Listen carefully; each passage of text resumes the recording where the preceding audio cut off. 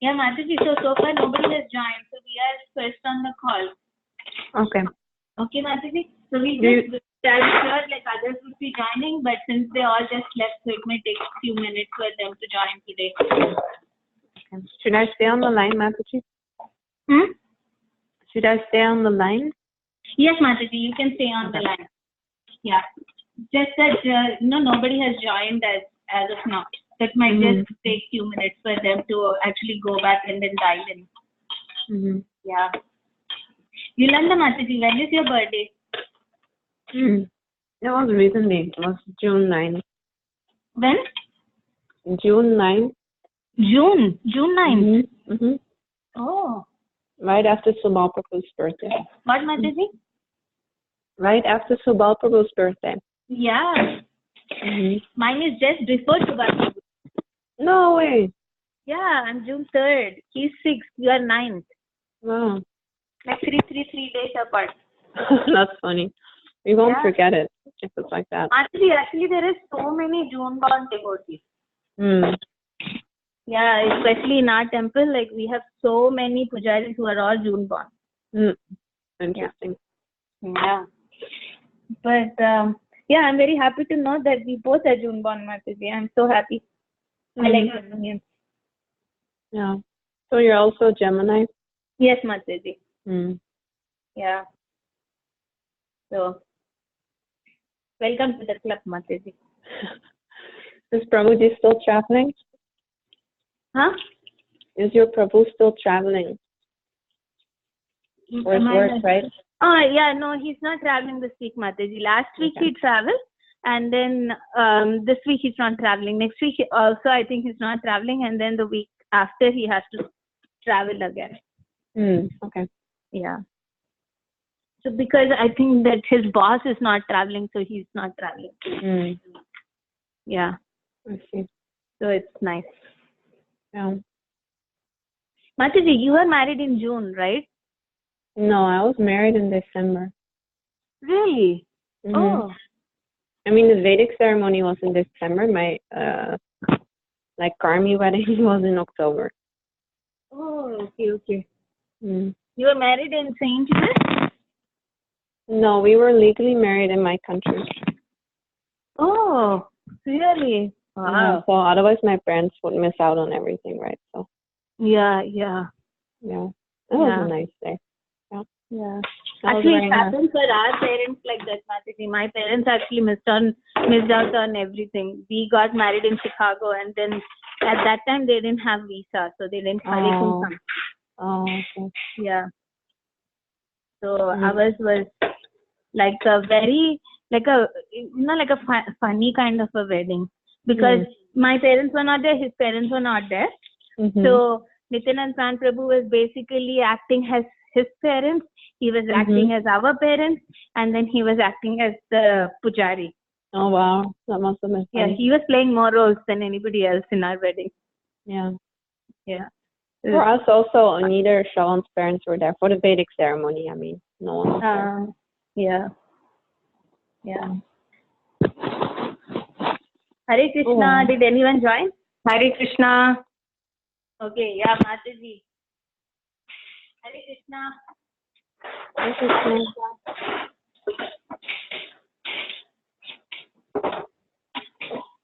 Hare Krishna. Someone please help me, tell me what are the verses that I'm supposed to read. I think it's 27, right? It starts with 27. Yeah, it starts with 27. Yeah, I read 26 till 26 yesterday. I'll look up until which verse. Yeah, I can go.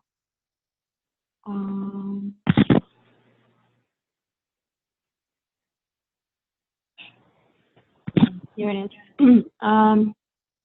Till 30. Okay, thank you so much. So I believe it will be 27, 28, 29, and 30, right? Okay. So we'll start with the prayers. Om Jnana Timirandhasya Jnananjana Shalakaya Chakshurunmilitam Yena Tasmai Shri Gurave Namaha.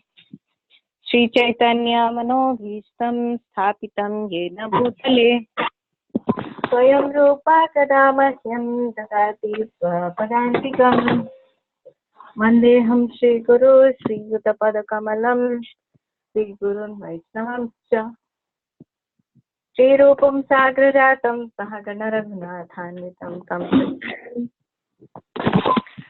साद्वैतं सावधूतं परिजनसहितं कृष्णचैतन्यदेवं श्रीराधाकृष्णपादान् सहगणललिता श्रीविशाखान्वितांश्च हे कृष्णा करुणा सिन्धो दीनबन्धो जगत्पते गोपेश गोपिका कान्त राधाकान्त नमोऽस्तुते सप्तकाञ्चन गौराङ्गी राधे वृन्दावनेश्वरी वृषभानुसुते देवी प्रणमामि हरिप्रिये वाञ्छाकल्पतरुभ्यश्च कृपा सिन्धुभ्य एव च पतितानां पावनेभ्यो वैष्णवेभ्यो नमो नमः।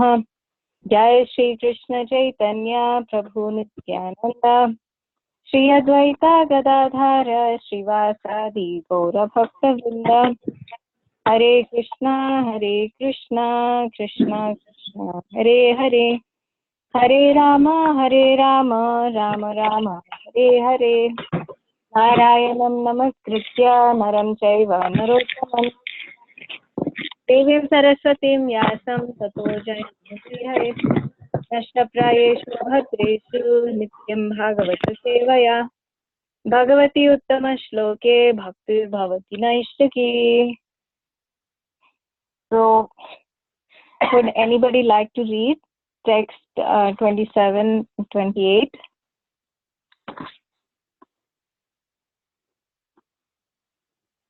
I have a book, but if someone else would like to read, like I would like to hear from other devotees.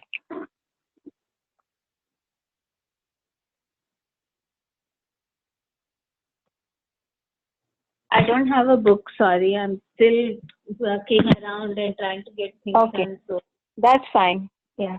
Okay, I'll read. Text 27 and 28 are together. Atabhipretam anvikshya brahmano madhusudana vishan chetasam tena kalpa yati karam abhasya लोका संस्थान विज्ञान आत्मना परिखीद्यत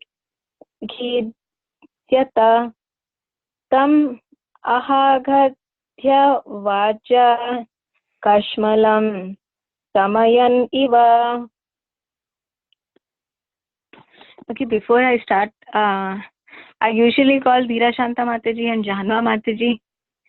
Maybe someone can call Dheera Shanta Mataji. If someone can call her, I'll call Janva Mataji and I'll be back with you in a second. I'll call her. Okay.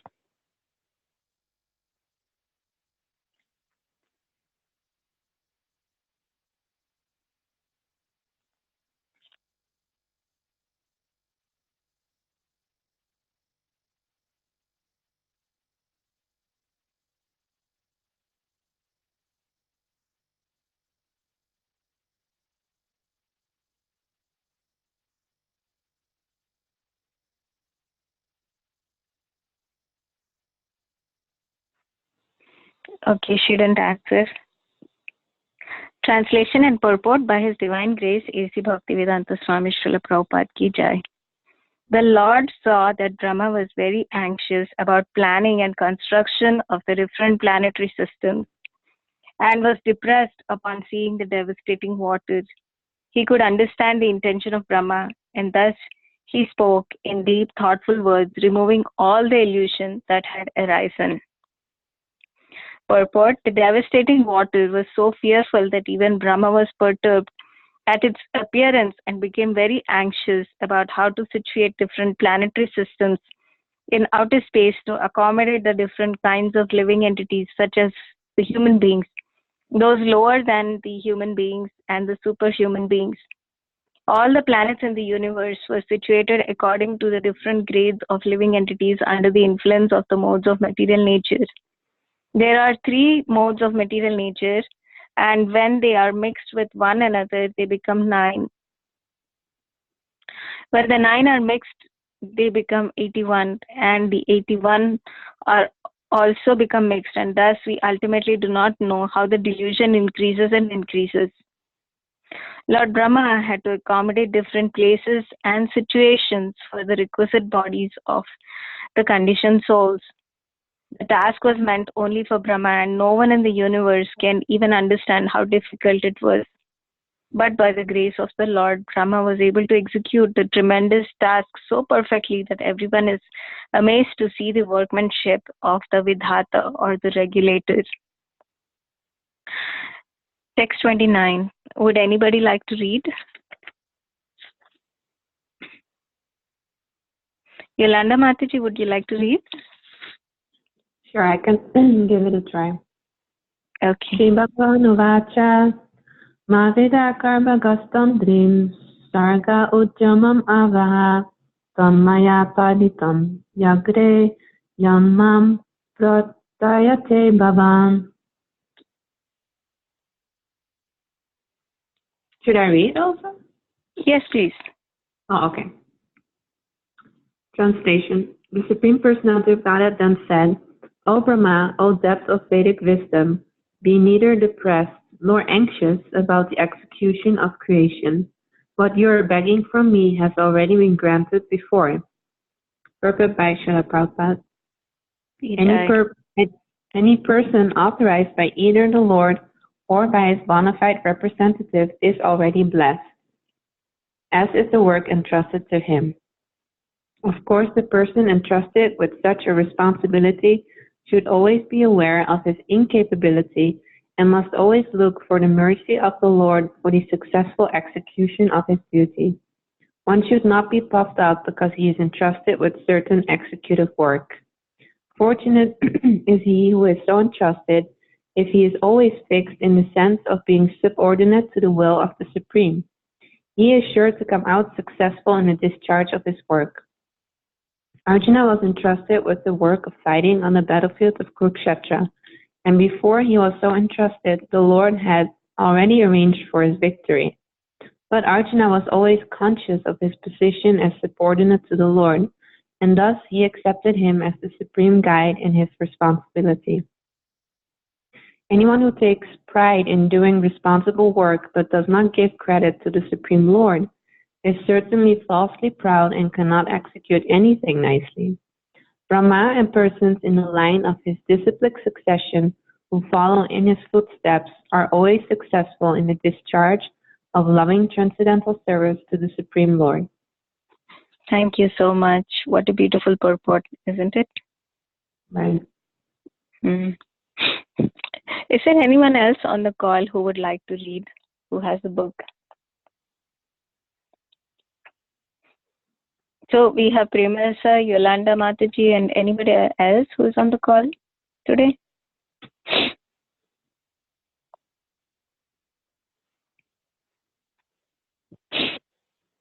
Okay, Yolanda Mataji, would you like to read 30 also? Okay.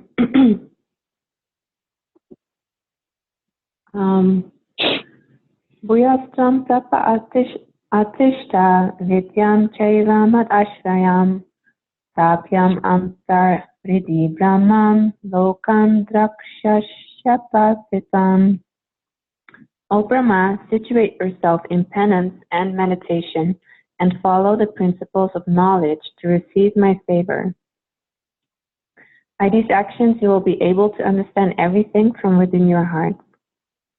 The mercy the Lord bestows upon a particular person engaged in executing the responsible work entrusted unto him is beyond imagination.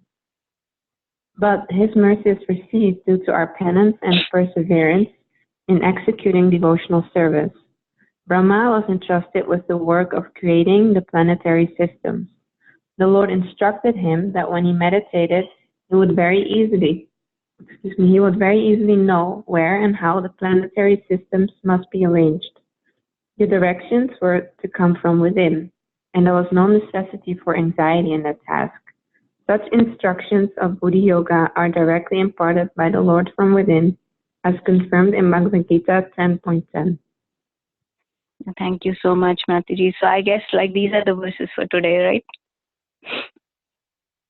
Yeah. Thank you so much for reading Yolanda, Mataji. And these verses are so beautiful and they're also very practical. I didn't get a chance to prepare much for the class because there was something either happening or I was falling asleep while doing something. But so I did not get a chance. But like I can speak a few words based on whatever limited experience I have, because these verses are very practical. So we are talking about the prayers of Lord Brahma, and in the first two verses, actually, Brahma's um, when he is about to contemplate how to perform his activity or service, his fear or anxiety is being shared. So when we perform a service, either if it could be new or old, but if we feel something is beyond our capacity, and most of the times it usually is, like some services are definitely beyond our capacity, and we can become overwhelmed. Like here, Brahma's anxiousness is being described. His task is to provide a proper space for the 8,400,000 species of life that exist around us. So in the translation, it is mentioned, the Lord saw that Brahma was very anxious about planning and construction of the different planetary systems and was depressed upon seeing the devastating waters. He could understand the intention of Brahma, and thus he spoke in deep and thoughtful words, removing all the illusion that had arisen. So clearly, like Brahma was the only first living entity and nobody was around him. And he was contemplating, how am I supposed to provide a place for 8,400,000 species of creatures? And how could, like, of course, like there was only the devastating water. So how could I create such a place for all these entities to reside? And how do these 8,400,000 species of life come into existence? It's by the combination of the modes of material nature. So we have the mode of passion, we have the mode of goodness, and the mode of ignorance, and they combine in different ways. Sometimes goodness mixes with passion, goodness mixes with ignorance, and there is this different combinations of living entities that come into being. So even in human society, like the Brahmanas are supposed to be in the mode of goodness, the Kshatriyas are supposed to be in the mode of passion, the Vaishyas in the mode of passion and ignorance, and the Shudras in the mode of ignorance. So all these living entities, even within those broad classifications, there are further and further and further classifications. So each living entity is very unique and individual because of this combination of the modes of nature and the influence it has upon them. What to speak of the lower living entities? The lower living entities like the elephants, the whales, the caterpillars, the lizards, the snakes, all these are nothing but the combination of these modes of material nature. And these different bodies manifest because each of these living entities have different kinds of desires. They want to manifest varieties of desires. And because of that, they have to be given a certain particular body to bring out that desire to its fullest capacity. So, and not only the bodies, all of them have particular residential places. Like the fishes live only in water, like human beings and animals live only on land. Some can live both on land and water. Some can live on land and air, like the birds. So in all these different varieties of desires that manifest, Brahma is supposed to create and give them the best opportunity to fulfill their desires. Because that's why this material world is there. We have turned our face away from Krishna and we have these different desires, and the Lord is so merciful that He is actually creating all these different bodies so that we can manifest those desires and try to see if we can actually enjoy away from Krishna. That is his mercy. And now Brahma is being given this task of providing a residential place for all of these entities. So who could, like, just imagine, like, there is just water and water and water around us. Like, we cannot even imagine if there is just water and water and water around us, and we are supposed to create bodies, we are supposed to float planets, and we are supposed to, on each planet, we are supposed to provide a residential place for each of those little tiny living entities. And they all have to be alive.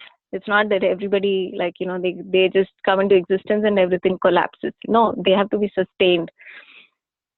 And each of them have to provide nutrition for each other. They have to be maintained. And then there is this karmic law. Depending on whatever is the next desire, they get a different body. And not only that, in between they procreate and create babies from each other. They have to breathe, they have to digest their food. So all this manifestation is happening. The flowers have to bloom, the seasons have to change. All this is Brahma's work. So how is Brahma supposed to do all this?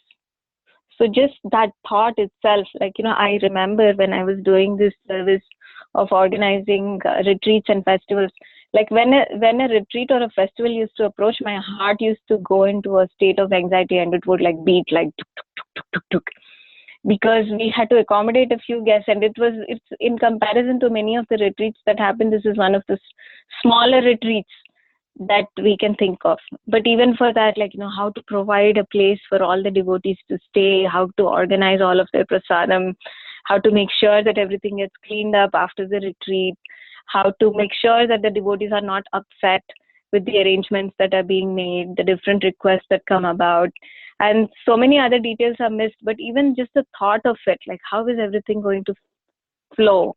How is everything going to fit into the picture? Just by thinking of that, like my shoulders used to freeze. Sometimes I would have neck pain.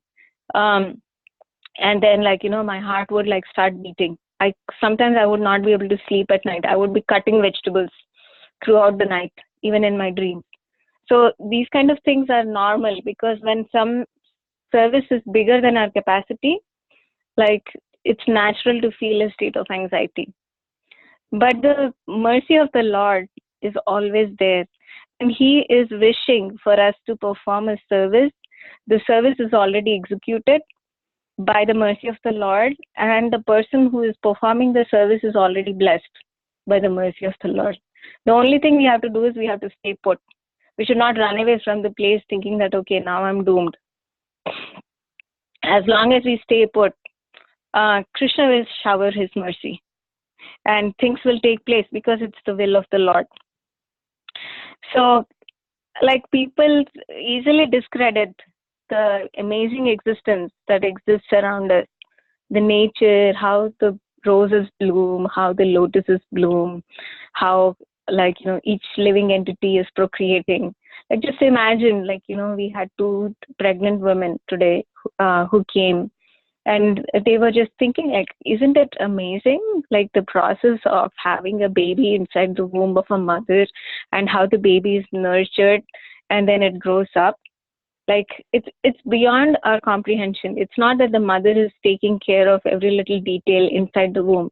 There is something beyond the mother's ability, that the baby is being formed inside the womb of the mother. It's taking shape. It has its food. But people just, they do not want to think of the word of a creator. They want to think that, everything is happening automatically. But how would they explain that automatically? Even the greatest of scientists, they're not unable to fathom what goes on when these kind of complex procedures take place. They're trying to understand a cell, and they want to dismiss everything that could possibly exist around it for that to happen. So their view is very myopic. They're very short-sighted, and they want to feel as if they know everything. But that's the defect of the modern civilization. Prabhupada is explaining that actually one should be amazed by the workmanship of the regulator or the Vidhata or the creator. Brahma is doing a perfect job, but people want to dismiss it and say, okay, there are no demigods, there is no God, it's just happening, it's material nature. But that's a very, very myopic view of the big picture. So here, that is what is happening. And what does Krishna say in response to Brahma's anxiety? He's saying, "O Brahma, O depth of Vedic wisdom, be neither depressed nor anxious about the execution of creation. What you're begging from me has already been granted before." So this is a similar theme to what Arjuna was told on the battle of Kurukshetra. That already everything has been executed. What's there? You just stand there and take the credit. So similarly, we have festivals for Kishore Kishori, and we are thinking like planning, so much planning is going on and all this is going on. But the reality of the picture is like Kishore Kishori have already taken care of everything. We just don't understand and we get excited and anxious about things. But even if the organizers is not there, still everything would flow, because it's actually happening by Krishna's design, Krishna's plan. So we can never think like, we can never become puffed up. Okay, I'm the person who's doing it. I'm the person who actually, we are the persons who are only getting anxious.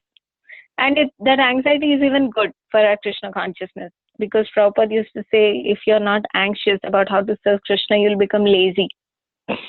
So that anxiety is good, but at the same time, Prabhupada is saying one should not be falsely puffed up because of the responsibility that he's entrusted with for execution.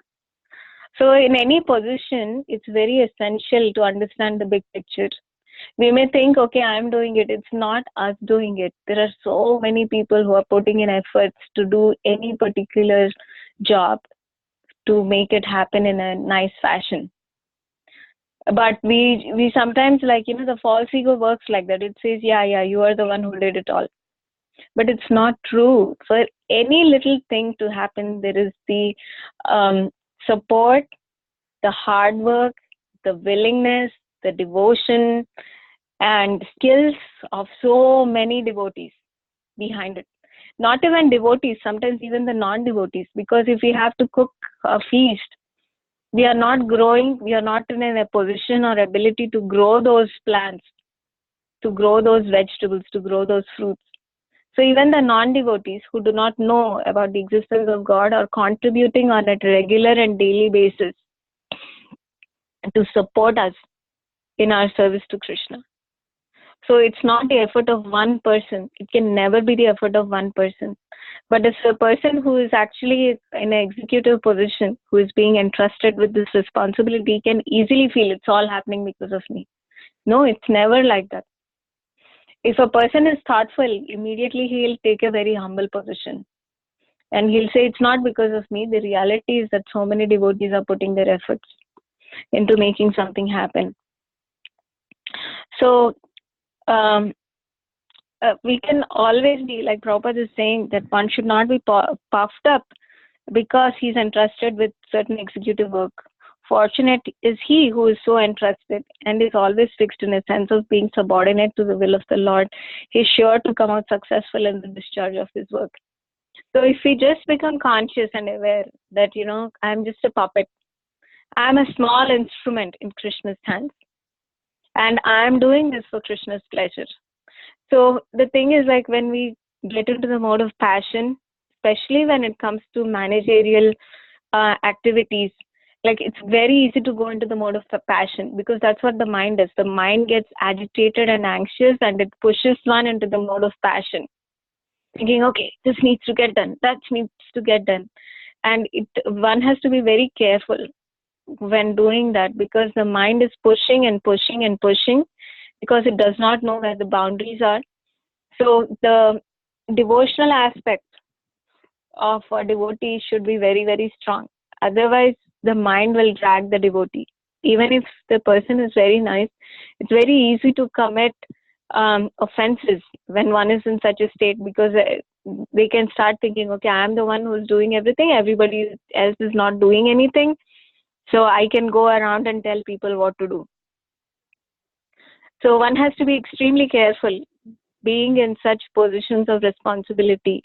If one cannot see oneself as an instrument of Krishna and that he's subordinate to the will of Krishna, um, then because of offenses there, devotional service can get checked, at least for some point of time. Krishna is always kind, but it is our offenses. Even with the offenses, Krishna is still kind. He gives us, as Chaitanya Mahaprabhu, he always gives us more than what we deserve. But he, it's better if we can, somehow regulate ourselves to falling victims of the mode of passion. And it's not easy, but it's possible by Guru and Krishna's mercy through prayers. I don't know, some devotee was sharing this, was it Premarasa? Who was saying, we have to pray, because it's very easy to fall down. It's very easy to fall down.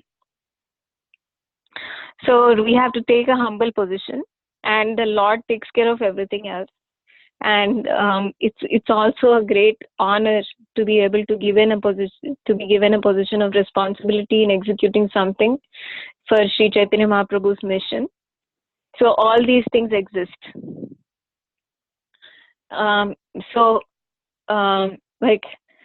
We must not hesitate to take responsibility, but at the same time, we have to know where our boundaries are. And when we take up positions of responsibility, we see how Krishna's mercy flows. Because Krishna is right behind all of the things that happen. And when we take up positions of responsibility, it becomes very evident that Krishna is actually there and he's taking care of everything. And that's a big, that's the mercy that we get to see, that Krishna is right there. He's taking care of everything in a very perfect manner. So, and in the third purport, in purport 30, Prabhupada is saying, "O Brahma, situate yourself in penance and meditation and follow the principles of knowledge to receive my favor." So, by these actions, you will be able to understand everything from within your heart.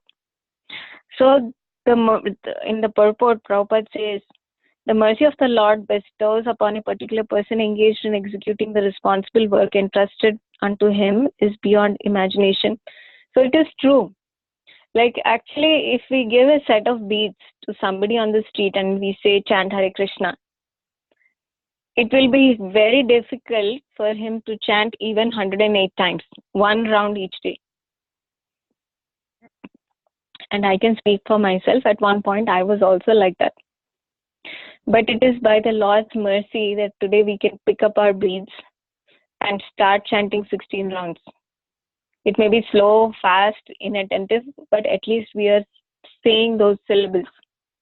So it is only by the mercy of the Lord that anything happens in our devotional life. So there is a lot of mercy which is beyond our imagination. How can our minds become the mind has to have a certain level of peace to be able to even pick up those beads and chant. So it is only by mercy that it is happening. And that mercy is beyond our imagination. By his mercy is received due to our penance and perseverance in executing devotional service. So this is also very important. When we desire to perform devotional service, it is by the mercy of another devotee. By the mercy of another devotee, we come to understand that this is a path that is bona fide. And they instill faith within us to carry on in this path. And by their mercy, we actually are willing to sacrifice something in our life to please the Lord. So the knowledge comes from the devotee, the willingness, everything comes through the association of another devotee of the Lord. Brahma was entrusted with the work of creating the planetary systems. The Lord instructed him that when he meditated, he would very easily know where and how the planetary systems must be arranged. So this is not something ordinary. Sometimes, even small things can be very bewildering. What to speak of placing the planetary systems where nothing exists. It's a huge task, but the Lord is assuring him just by meditating on your service, you will gain all the knowledge of how to perform it. The directions were to come from within. So it always is like that. Like when we try to please the Lord, when we try to please a devotee, when we try to please our spiritual master and try to perform some activity in that mood, then Krishna from within gives that inspiration. So there was one very nice devotee, Indulekha Mataji, and she was worshipping Radha Landaneshwar before she started worshipping Kishore Kishori. So she was a devotee and she knew how to dress the deities. And one day she was sharing with me the devotees have improved a lot. And I was thinking, what is the meaning of devotees have improved a lot? She was saying when the devotees, they had a fresh set of pujaris, nobody knew how to dress Kishore Kishori. It was an experiment. Each day was an experiment. But she said, but over a course of time, as the devotees started dressing the deities, now they're dressing the deities much better than before. But of course, I did not have the eyes to see. For me, every day Kishore Kishori looked nice and beautiful. But because she was a trained pujari, she could tell when the devotees started the service, they had no skill. But nobody trained them. Just by doing the service every day and every day and every day, they became more refined in how they dress the deities. So Krishna gives that skill even if nobody is there to train us. If we are desiring sincerely to please him, Krishna gives everything that we need to perform a service.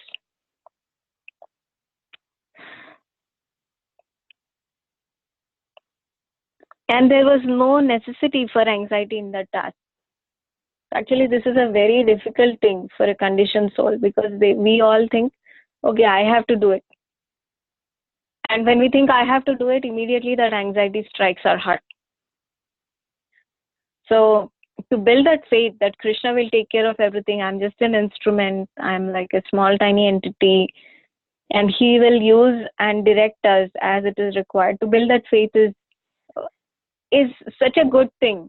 If it actually can happen in our lives, all our anxieties will be gone. But at the same time, sometimes we cannot get that kind of realizations without the mercy of another devotee. A devotee who is completely free from anxiety can give us the mercy. In their association, we can develop those qualities of becoming free of anxiety. Or Krishna can do it in some other fashion also. He's completely free and independent. But at the same time, it's difficult to understand that, that there is no need of anxiety in the world around us. But such faith is required for us to progress. That's the elements of Sharanagati, when we come to understand Krishna as our protector and maintainer.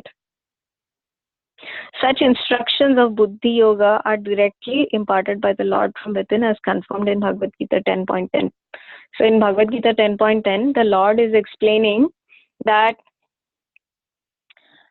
a person who serves me with love, for such a person, I remove the darkness of their heart and illuminate their heart by the transcendental lamp of knowledge. I give the illumination to their heart and remove the darkness of ignorance.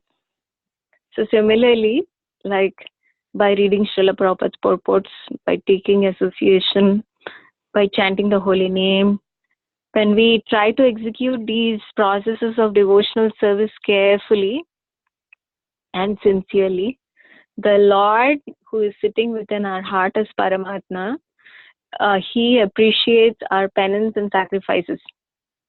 Our penance and sacrifice is to relieve ourselves of the other distractions and focus on the Lord.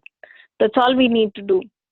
But because we are conditioned for millions and millions of lifetimes to stay away from the Lord, like usually to get back that attention is hard.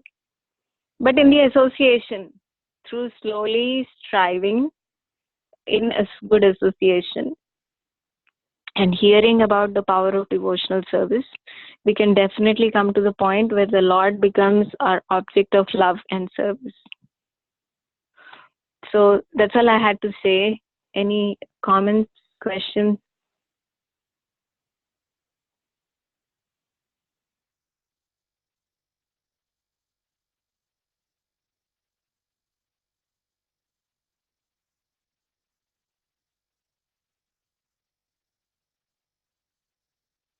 I'm sorry, I was mute. Hi, Krishna. Hare Krishna. I really appreciated your class, and I know we say that every time, but it's really true. I wrote down some notes. Yeah, so you started off at explaining, or just, yeah, speaking about how complex Lord Brahma's service is, and I thought that was very insightful, like all the small details and even all the big principles. You had to create them from scratch. And that is quite impressive. And actually, that made me think that, at least to speak for myself, like in the past, I used to think of God as the person who created all this.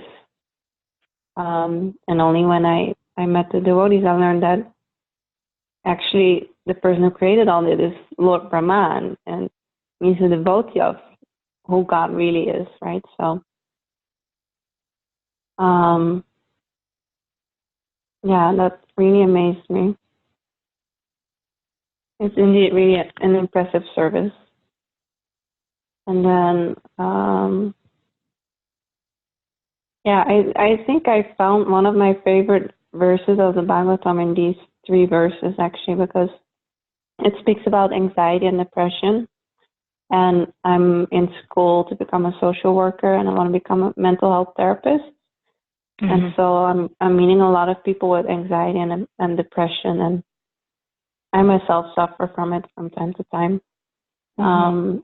And it's just, yeah, partially it's funny to just, I'm getting anxious about my services, but compared to Lord Brahma's service, it's nothing.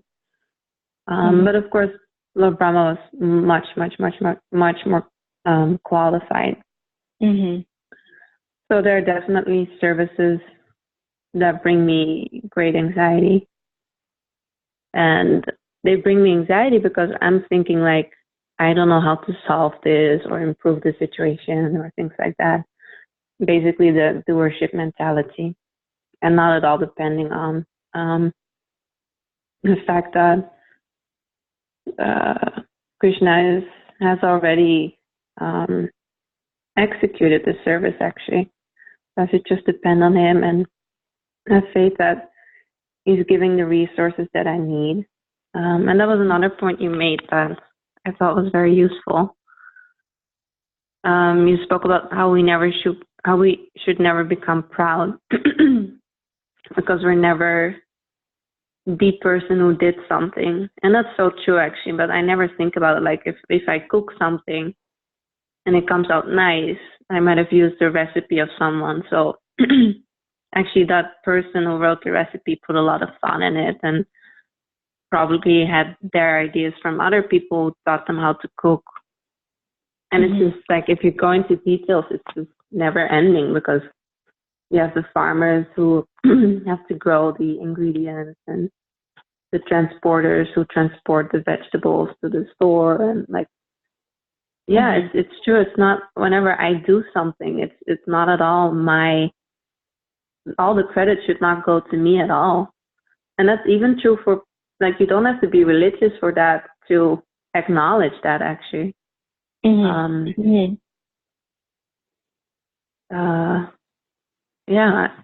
So that's something I want to be more aware of, because I definitely tend to think that I do everything. And then, of course, you have to find the parts that other people are not doing things, like you shared. So I recognize that. And I'm very happy to be, that you pointed that out. I think that's very helpful. Yeah, that's what I wrote down, I think. That's it, Mataji. Thank you. Yeah, thank you so much, Yolanda Mataji, for so attentively hearing. Sometimes I'm very distracted, so thank you for sharing.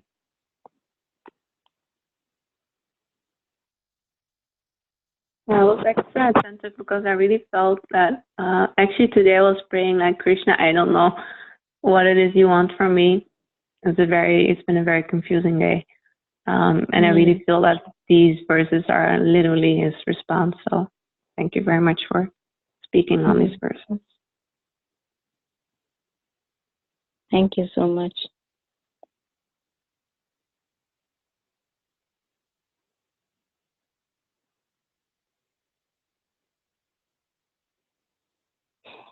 Okay, so maybe we will end here. I think Primarasa and other devotees are quite busy today. Well, thank you for the very nice class. Actually, I couldn't hear everything, but of what I heard, like it was really, really nice fun. And also, Yolanda Mataji, thank you so much for sharing your experience with us. It is always nice to hear experiences and take inspiration from each other. So, thank you so much for sharing. Dheera Shanta Mataji also joined the call, so she's with me. Mataji, would you like to say anything? Driving. You're driving. Okay. Yeah.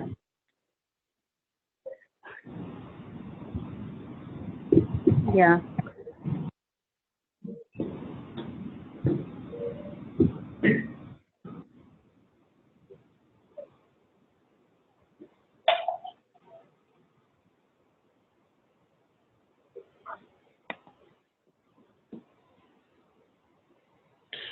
Okay, so we will end the class. Thank you so much, Primarasa, Dheera Shanta Mataji, and Yolanda Mataji for joining.